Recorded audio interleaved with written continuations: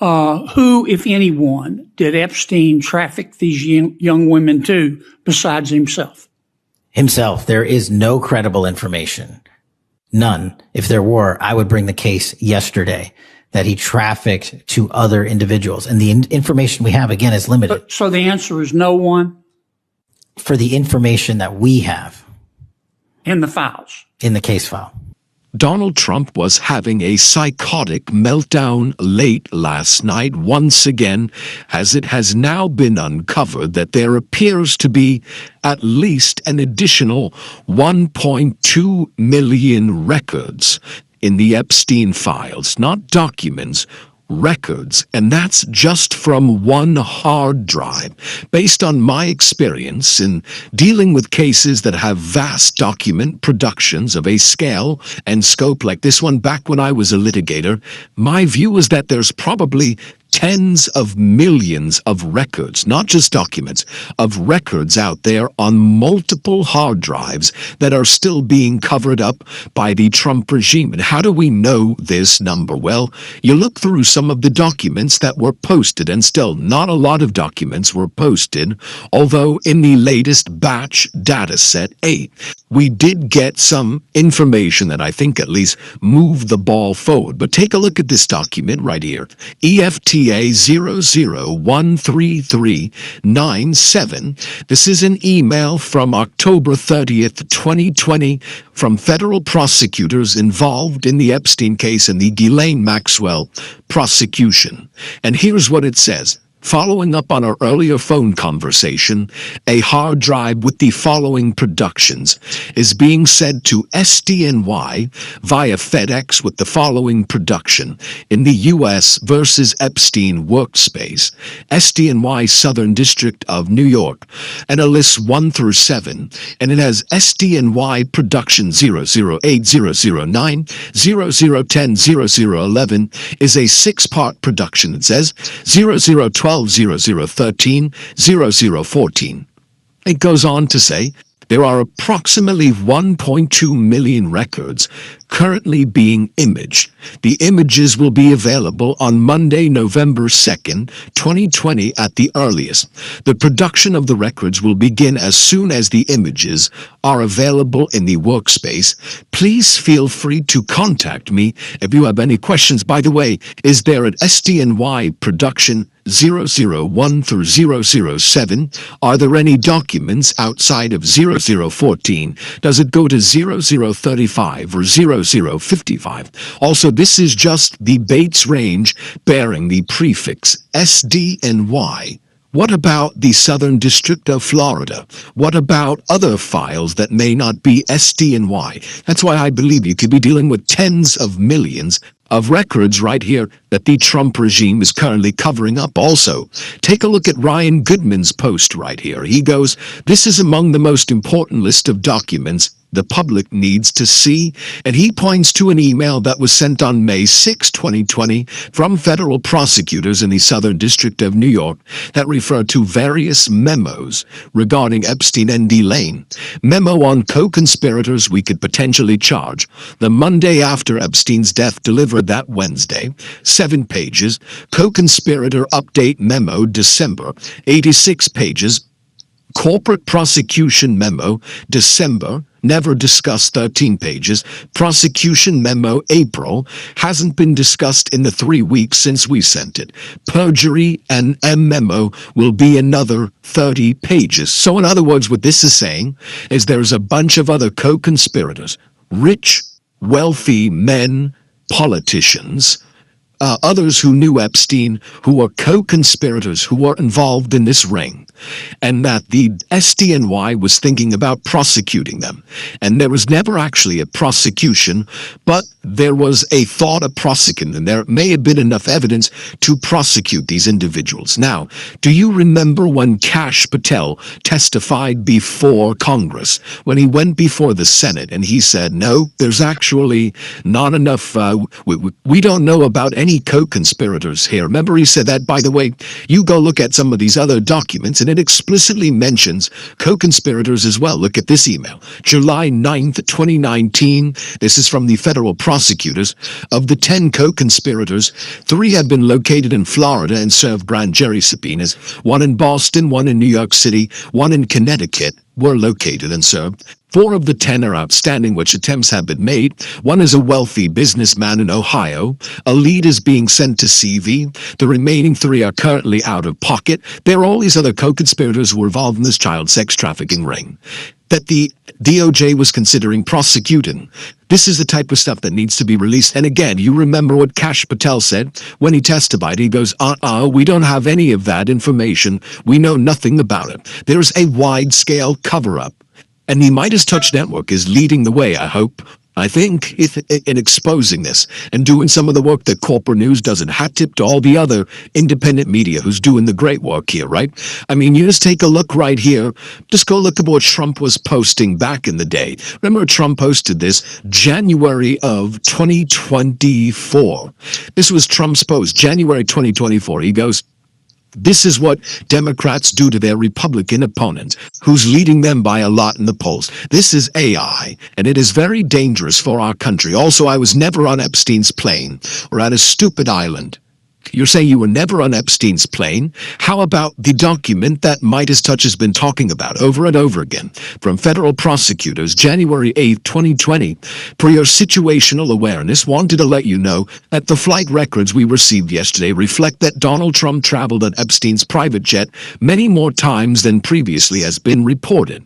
By the way, I could go into the Larry Nassar documents. I can go into a lot more. I've done those ad nauseum. You've seen me do those reports here. By the way, have you subscribed to the Midas Touch YouTube channel? Help us get to 6 million subscribers. We're on our way. As you know, the Trump regime has been attacking the Midas Touch Network. The DOJ has been attacking the Midas Touch Network. They've been making social media post after social media post saying, "Oh, we posted false document." No, we didn't.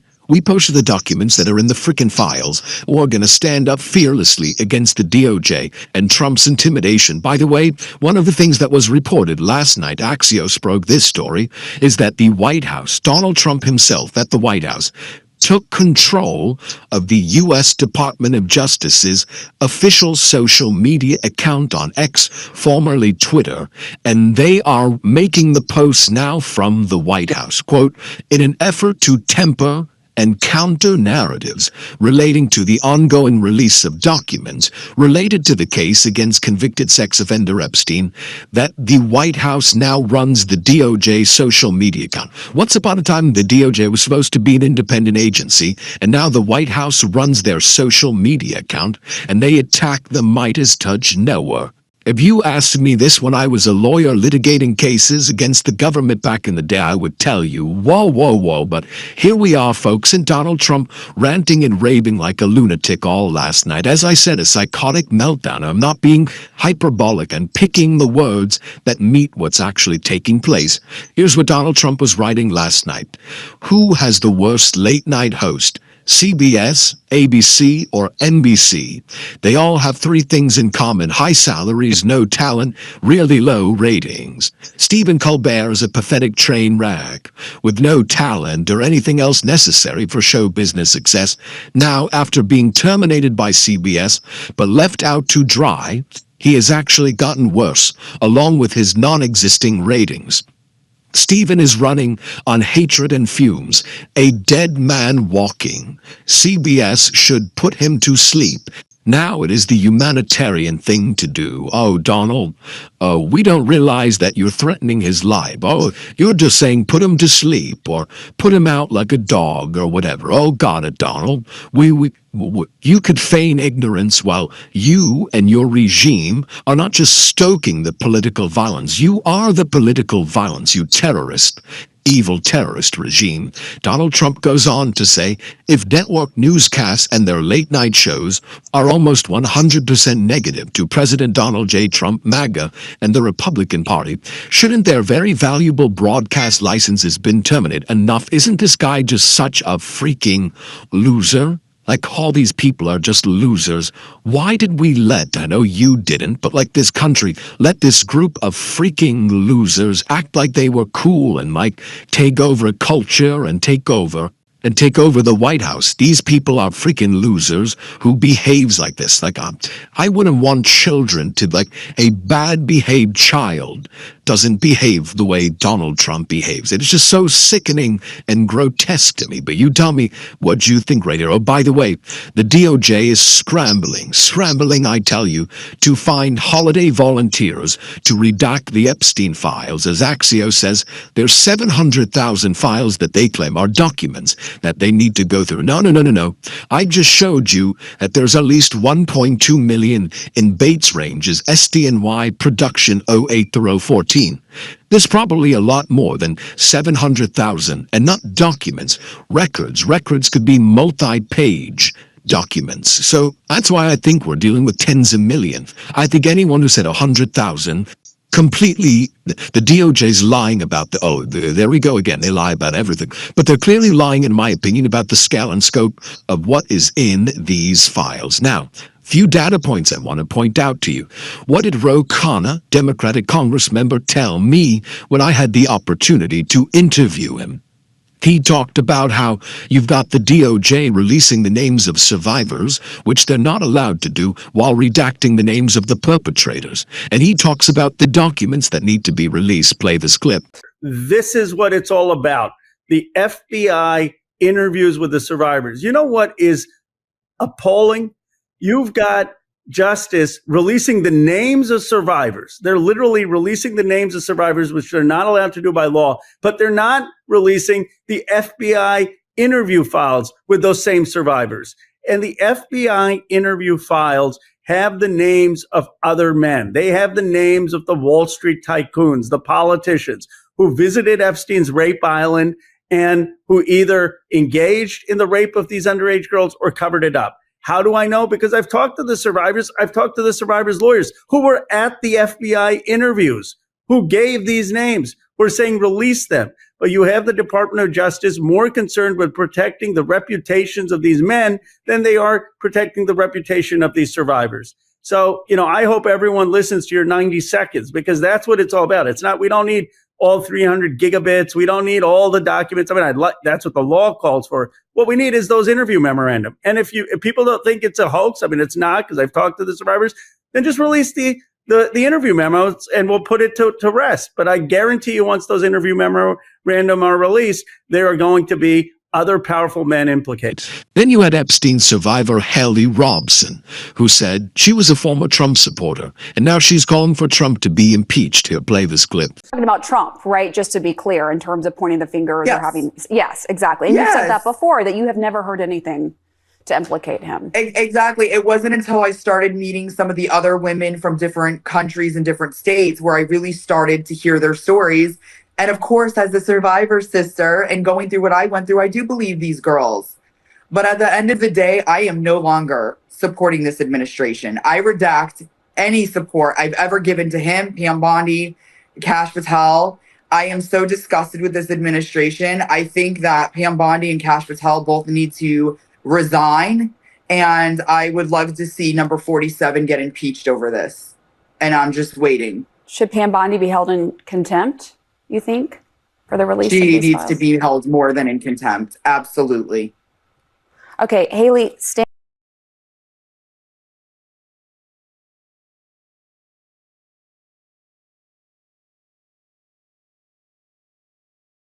Who, if anyone, did Epstein traffic these young women to besides himself? Himself. There is no credible information.